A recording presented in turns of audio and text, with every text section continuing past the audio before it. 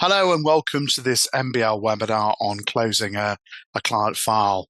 Superficially, this may seem like a slightly dull topic, but as anybody who's ever been on a compliance course with me, either in person when I do them for MBL or on any webinars, you will know that everything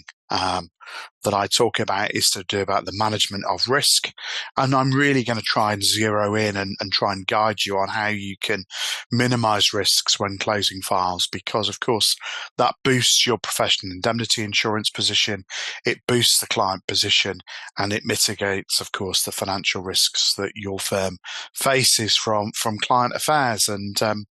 the more clients you have, of course, the greater the risk of getting something wrong, or indeed something going wrong that repeats multiple times. So we'll use this session today to try and sort of focus on where you can add a little bit of value when closing a client file, which may seem quite a difficult challenge initially, but as we go through today, you'll gather there are lots of options where you can help manage risk more effectively in your firm moving forward. So our agenda today, we're gonna start with a little bit of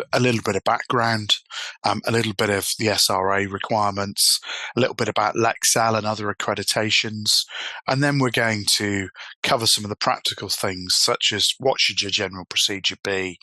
what should you be informing the client about, and how you should be reviewing a file. And then we'll move on to look at some of the thorny issues, particularly around unclaimed balances on client account, file storage, closing letters, and looking at the concluding risk assessment and the risk review. And then, the kind of practical stuff. And of course, if you're intending to close your firm in the next 5, 10, 15 years, how you're going to organise closed files is going to be critical, and file retention periods is going to be critical to you, obviously. However, for all other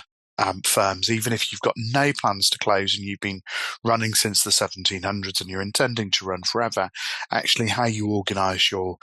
closed files can have a significant impact on your bottom line, because of course storing files costs money.